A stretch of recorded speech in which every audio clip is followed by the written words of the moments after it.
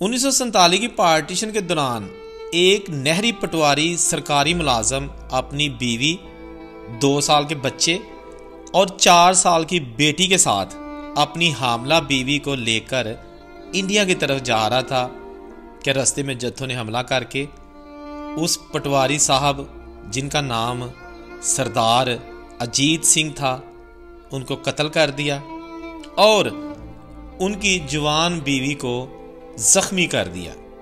जत्थे वहां से चले गए लूट मार करके, इनसे पैसे छीन के।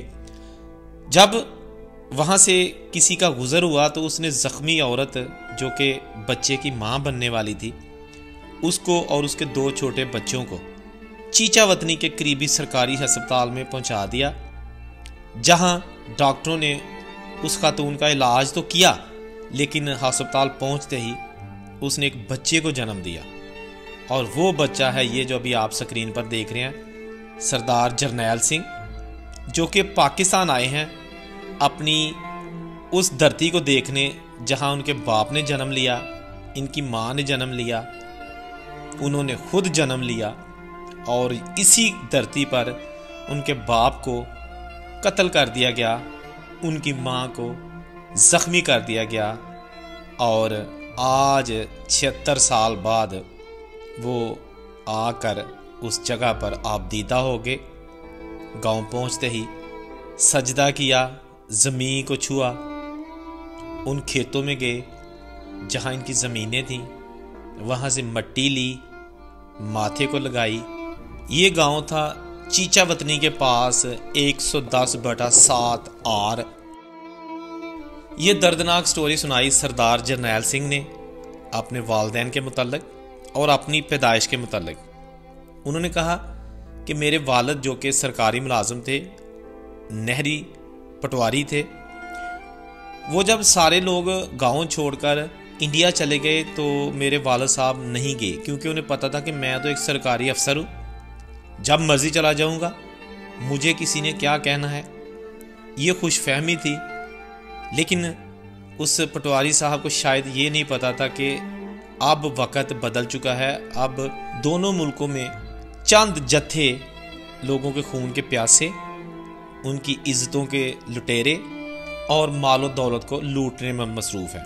खैर, सरदार जी ने जब देखा कि हालात बेकाबू हैं, उन्होंने अपनी बेगम, 2 साला बेटा और एक बेटी 4 साल की बड़ी, चारों अफराद निकल पड़े चीचावतनी के ओडा वाली गांव से। अभी गांव के बाहर ही गए कि हमला हो गया और सरदार जी ने अपनी फैमिली को बचाने की कोशिश की, लेकिन जत्थे ने उनको कत्ल कर दिया। उनकी मां को भी बर्छी मारी गर्दन के करीब, और सरदार जरनैल सिंह ने कहा कि मैं अपनी मां की वो जगह जहां पर बर्छी लगी थी, वो निशान, ज़ख़म मरते दम तक देख सकता था। वो ज़ख़म मेरी मां के साथ ही इस दुनिया से गया है। सारी ज़िंदगी मेरी मां अपने शोहर के कत्ल का ज़ख़म और अपनी गर्दन का ज़ख़म नहीं बुला सकी। सरदार जरनैल सिंह ने मज़ीद कहा कि मेरी बहन हमले में बच गई, क्योंकि वो बच्ची थी 4 साल की, वो भाग गई, झाड़ियों में छुप गई। मेरी माँ छोटे बच्चे के ऊपर लेट गई और ज़ख्मी हो गई, बेहोश हो गई। वहाँ पर कुछ लोग गुज़रे, उन्होंने देखा कि खातून है, ज़ख्मी है, हामला है, फौरी तौर पर करीबी हॉस्पिटल में पहुँचाया। यहाँ आप एक चीज़ देखें, वही लोग उसी इलाके में जुल्म करके चले गए, वो भी मुसलमान थे। बाद में जो लोग आए, उन्होंने एक खातून को अपनी माँ, बहन, बेटी समझकर फौरी तौर पर अस्पताल पहुँचाया, वो भी मुसलमान थे। यानी कि मारने वाले भी थे, बचाने वाले भी थे। बुजुर्ग बाबा जी जरनैल सिंह ने मज़ीद बताया कि मेरी माँ ने जो बच्चे को जन्म दिया वो मैं था, और उसके बाद खैर मेरे 5 मामू थे, यानी मेरी बहन के 5 भाई थे। उनमें से एक आर्मी में था। उन्हें जब अपनी फैमिली का पता चला तो वो भी किसी तरीके से ढूंढते हुए, पूछते हुए पहुंच गए। उन्होंने हमारी फैमिली को आर्मी के ज़रिए ही चीचावतनी से जलंधर पहुंचाया। वहाँ पर हमारा गांव था शाहपुर। बड़ी गुर्बत की ज़िंदगी शुरू हो गई। बाप सर पर था नहीं, और उसके बाद माँ ने जिस तरह फिर बाप बनकर माँ बनकर हमें पाला, हमने तालीम हासिल की और अल्लाह का शुक्र है कि हम अपने पाँव पर खड़े हो गए।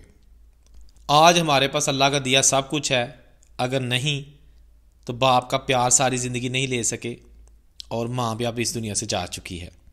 उनकी ख्वाहिश रही माँ की कि बेशक उस धरती में मेरा सुहाग छिन गया, मेरे शोहर को कत्ल कर दिया गया, फिर भी दिल करता है वहाँ जाऊँ, वो जगह देखूँ, वो गांव देखूँ जहाँ हम ऐशो इशरत की ज़िंदगी गुजार रहे थे।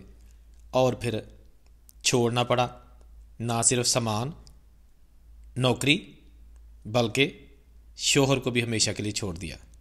सरदार जरनैल सिंह जो कि ख्वाहिश रखते थे कि मैं एक दिन ज़रूर पाकिस्तान जाऊंगा, गो के पाकिस्तान के साथ बहुत सारी तलख यादें हैं।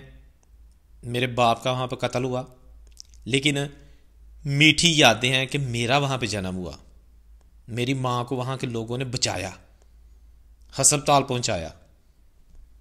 लेकिन दोस्तों वक्त तो गुज़र चुका है। अल्लाह ना करे कि आइंदा कभी भी किसी मज़हब के बेगना लोगों को ऐसा जुल्म देखने को मिले जो कि 1947 को हुआ। जहां है खुश रहें। औरंगज़ेब को इजाज़त दीजिए। अल्लाह हाफिज़।